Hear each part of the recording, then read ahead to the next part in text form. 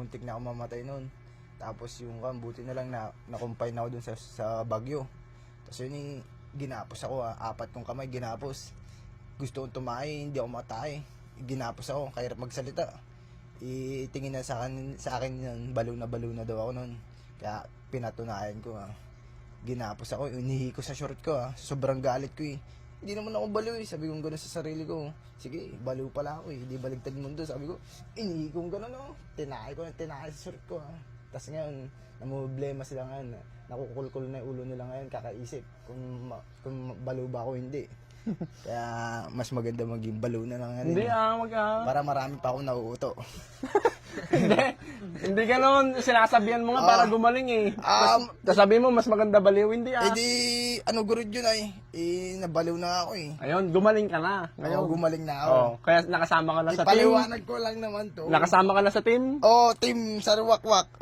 Kaya ito payuhan mo para gagaling ka. Payo ko naman Sabi mo, mas maganda baliw. Iyugto ko yun buhay ko yun Ayun yung nakaraan ko Magpagaling ka din. Tulungan mo yung sarili mo, minum ka pa ng palang gamot. So, ang kailangan niya, Apong, parang, pambili ng gamot. Dire-diretso yung gamot niya. Dire-diretso, sir, kasi dati po kami umapuyo. Itutok mo kaya, Apong. Umapuyo. Nakakita ko ng sinyas may third eye ako Liwanag yung third eye ko. Third eye ko kulay pula, na kumikinang-kinang. Nakakita ko ng sinyas. Hindi ba umipekto yung gamot sa'yo? Pumula po. Yung kandila. Umapuy. Pero nananakit ka pa rin araw-araw?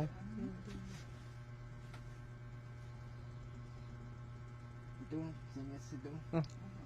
Mahiga ka muna. Mahiga ka muna. Yan, babe muna, babe. Babe ka muna. Kita ko sinyas. Dito.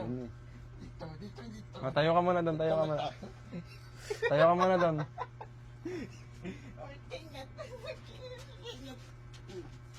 Yan, easy. Mas matino ka konti doon Kaya kaya mo yan, labanan mo yung habang bata ka pa. Kung gusto mo, nakagapos ka lagi. Kaya labanan mo yung isip mo, dapat ganyan ka lang. Normal ka lang. Tignan mo siya, nagsasalita pa ng di ba? Ikaw tahimik ka lang Tapos alam mo pa yung sinasabi mo Kaya kaya mong labanan yan. Masuntukin mo ako Lumayas ka na rito. Ate sa akin, sir. Pinapalayas mo si lola mo? Pag lumayas si lola mo, sinong kasama mo dito? Ako lang. Sino magpapakain sa'yo? Ba't mo minumura si lola mo? Wala, minumura ko lang. Ayaw lang ako palabas Hindi ka nga pwedeng lumabas kasi pupunta ka ng Saragosa. Kung saan sa pupunta, Tarlac pa pala, kalayo. Siyempre mag-aalala yung lola mo. Gusto mo ba mamatay sa kakaisip sa iyan si lola mo? Hindi po. Mahal mo ba yung lola mo? Opo. Mahal mo lang, ba't pinapalayas mo? Wala lang po. Pinapalas ko lang po. Kinagat mo yung labi mo, no? Ba't kinagat mo? Nanggigigil ka? Hindi.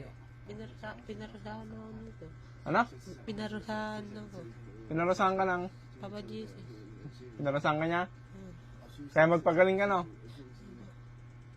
Yun lang, Apong, yung kailangan niya. Parang pangbili ng gamot. Hindi rin po, sir, kasi kailangan din namin ng kaya nitong kubo-kubo namin. Mababa nga po yung bahay niyo, no? Tumutulo, sir, ang pag umuulan, umaanggi dyan. Tapos dito rin, sa higaan namin, minsan nakaupo kami pag malakas yung ulan. Nahihirapan po ako talaga dahil wala kaming maintenance na pangkain namin. Ganun. Pagkain nyo din, wala po, no? Opo. Kahit bigas Apong, wala? Opo. Saan po kami nag-ano ng mga pagkain namin. Meron nga akong mag-anak. Kaya lang, sir, hindi na lang kami matulungan sa pangangailangan namin. Baka hirap din po sila sa buhay. Opo nga, yun nga po ang problema. Kaya ako'y nagmamakaawa sa inyo, sir. Tulungan niyo ako talaga. Kagaya yan ang ama niya. Yan ang ama niya. After 6 months, namatay din yung anak ko. Diyan ang bahay niya. Magkakasunod silang namatay. Kaya halos hindi ko po matanggap. Nauna yung mama niya, after 3 months, sumunod yung ama. After 6 months, sumunod yung anak ko. Namatay po sa hospital sa Baguio. Kaya, ano pang nalapitan ko, mga anak ko. Pare-pares naman ang buhay namin. halos hanggang ngayon, hindi ko pa matanggap na wala na yung mga anak ko. Tapos ganyan pa siya. Yung kasama niyo po, no? Opo. Kung sana hindi ganyan na, nung una nagtatanim ako para meron kami pangkain.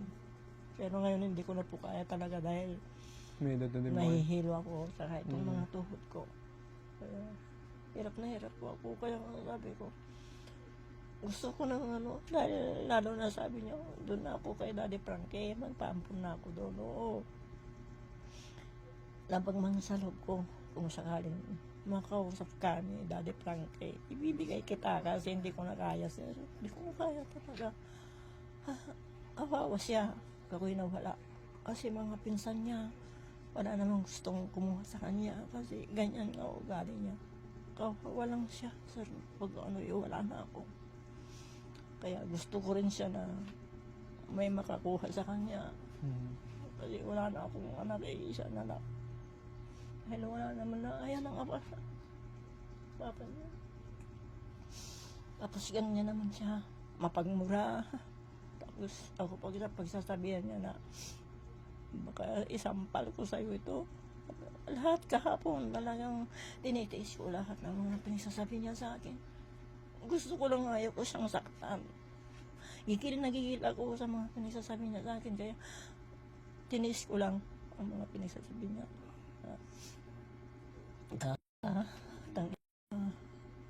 Sabi niya, okay, lumayas ka na rito.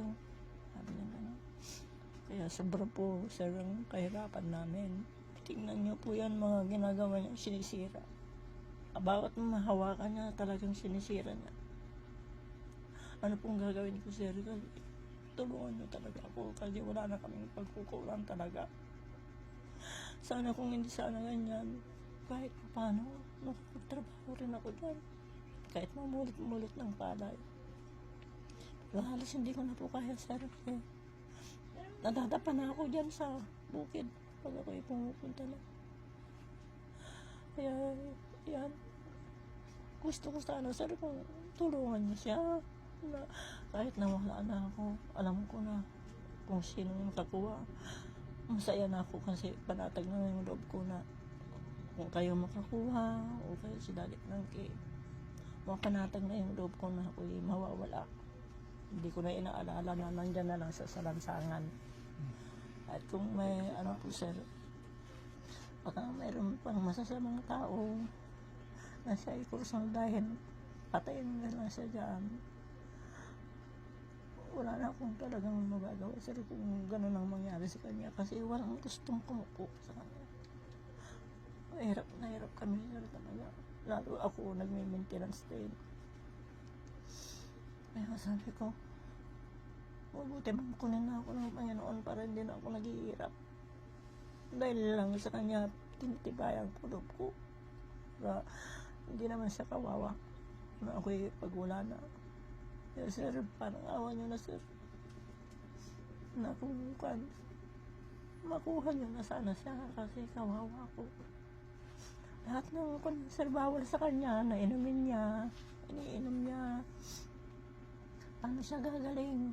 Bawal sa kanya ang kape, mga soft drinks, mga chocolate, bawal sa kanya lahat. Ginagawa niya po pag siya'y lumalayas. Naninigarilyo kung ano yung mga naghihingi siya. Paano gagaling siya kung yan mapalayas na bata? Hirap na hirap ako, sir. Hindi ko nakaya yung kasusunod sa kanya, lalo na nung kalakasan niya na tatakbuhan ako dyan sa kalsada. Sinusundan ko siya kahit mainit. Sunod ako ng sunod. Hanggang hindi ko na siya maabutan kasi malakas po siyang tumakbo. Anong gagawin ko, sir, talaga? Kaya nagmamakaawa ako sa inyo paulit-ulit. Tulungan niyo kami. Hindi ko na rin po siya kaya.